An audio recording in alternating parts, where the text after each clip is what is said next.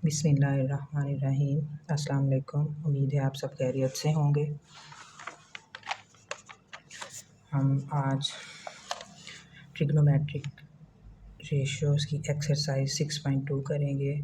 आपको पता है कि मैंने लास्ट जो है वो वीडियो में आपको बताया था कि ट्रिग्नोमेट्रिक रेशियोज़ जो हैं वो किस तरह से फाइंड आउट की जाती हैं, उसके लिए फ़ार्मूला कौन सा है। ये कंप्लीट जो है वो मैंने आपको लास्ट वीडियो में बता दिया था, लेकिन आज फिर हम 6.2 करने से पहले थोड़ी से इसे रिवाइज़ करेंगे। मैंने जो है वो फार्मूला एक आप लोगों को बताया था, जो हमारे टीचर्स ने हमें सिखाया था कि किस तरह से होंगी, वो मैं आपको फिर से रिवाइज़ करवा देती हूँ। Sine theta is equal to perpendicular over hypotenuse. ठीक है, ये भी आपको बता दिया हुआ था कि परपेंडिकुलर और हाइपोटेन्यूज जो है वो कौन कौन से होते हैं। एक राइट ट्रायंगल हमारे पास आएगी, जिसका नीचे वाला जो हिस्सा है वो बेस कहलाता है।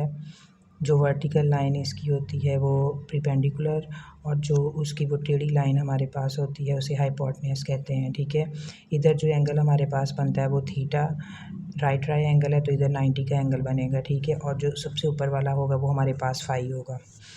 अब यहाँ पे sine theta perpendicular over hypotenuse होता है, cos theta base over hypotenuse, और tan is equal to perpendicular over base. ये आपको याद करना पड़ेगा। ठीक है, साइन कॉस और tan के आप याद कर लेंगे। उसके लिए याद करने का फार्मूला है some people have curly brown hair.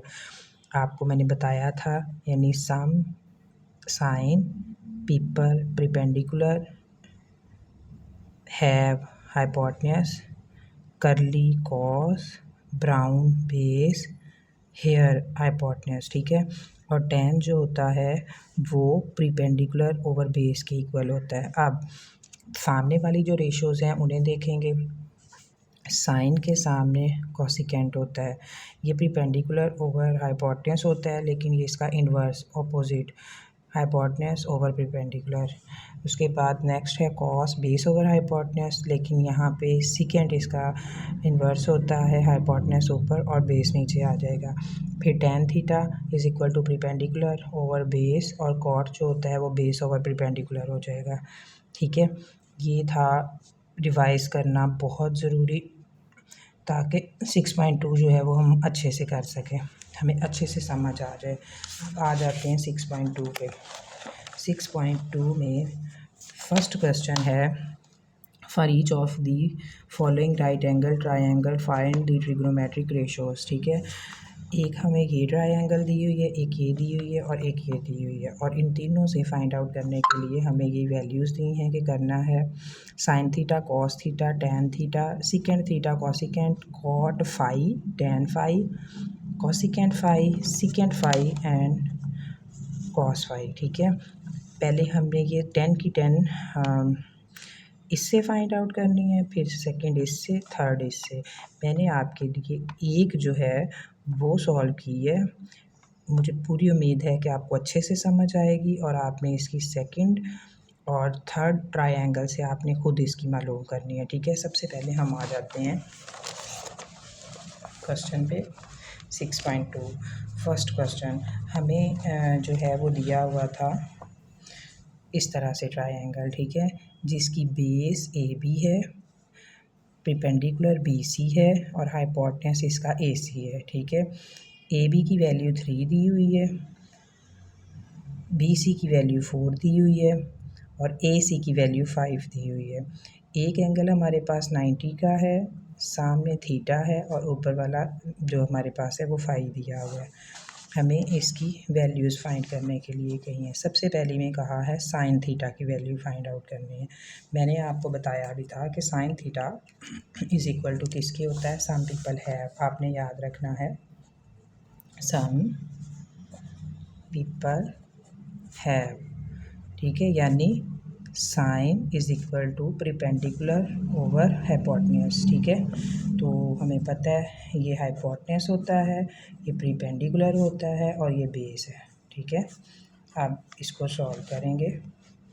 Sign is equal to perpendicular over hypotenuse, यानी परपेंडिकुलर ओवर हाइपोटेन्यूज। हम लिखेंगे sine theta is equal to B C over A C. ठीक है, हमने ये लिख लिया। मैयर एंगल मैयर एंगल नहीं, सॉरी, ये आएगा, ये साइड्स होती हैं।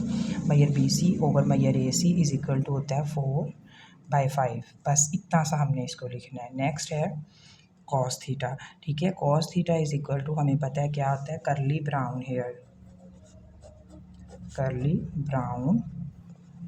हेयर, यानी cos is equal to base over hypotenuse. ठीक है, बेस ओवर हाइपोटेन्यूज, यानी बी ए ओवर सी ए।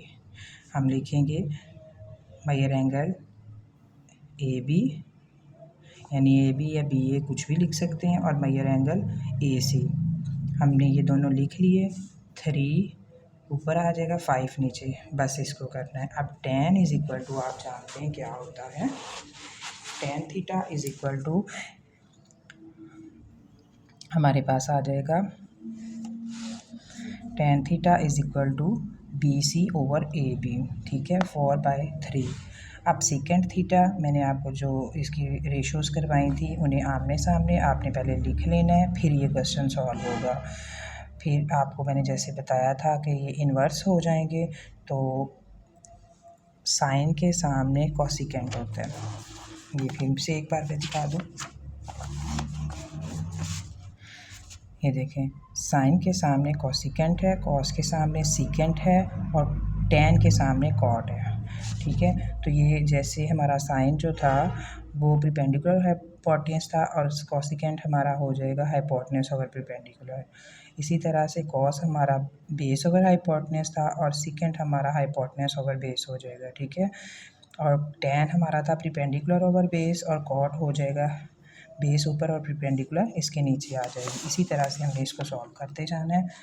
अब सीकेंट थीटा है, सीकेंट थीटा हमारा जो कॉस है उसका इन्वर्स हो जाएगा। कॉसिकेंट थीटा जो है वो हमारा साइन का इन्वर्स हो जाएगा इसका, यानी हैव जो है वो ऊपर आ जाएगा और पीपल नीचे, हाइपोटेन्यूज हमारा ऊपर आ जाएगा और परपेंडिकुलर नीचे। इसी तरह से उसकी वैल्यूज़ लिखते जाएंगे और सॉल्व करते जाएंगे। अब आ गई है हमारे पास नेक्स्ट वी आई, यानी 6 वाला जो जूस है, 6 वाला जो हमारे पास जूस है ना, वो इज़ इक्वल टू है कॉट फाई।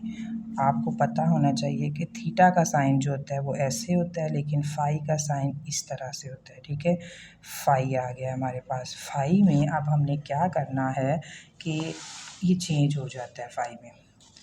जब हम फाई के अकॉर्डिंग करते हैं ना, थीटा के सामने वाला परपेंडिकुलर होता है और थीटा वाली लाइन का बेस होता है। ठीक है, लेकिन जब हम फाई के अकॉर्डिंग इसको सॉल्व करते हैं तो फाई के सामने वाला परपेंडिकुलर हो जाता है, और जिस पर वो होता है वो बेस हो जाता है, यानी ये चेंज हो जाएंगे दोनों।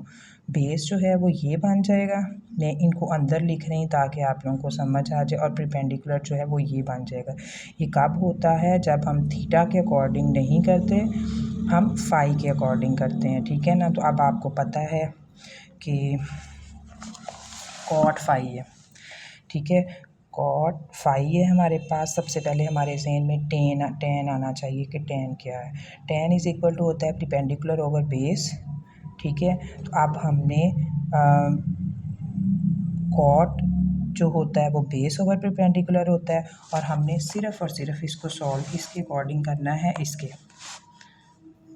कि बेस अब हमारी चेंज हो गई है और हमारा परपेंडिकुलर भी चेंज हो गया है। ठीक है, तो कॉट किसके इक्वल है, B C over A B. ठीक है, यानी बेस अब हमारी ये है और परपेंडिकुलर हमारा ये है, तो बी सी की वैल्यू 4 है और ए बी की वैल्यू जो है वो 3 हो जाएगी।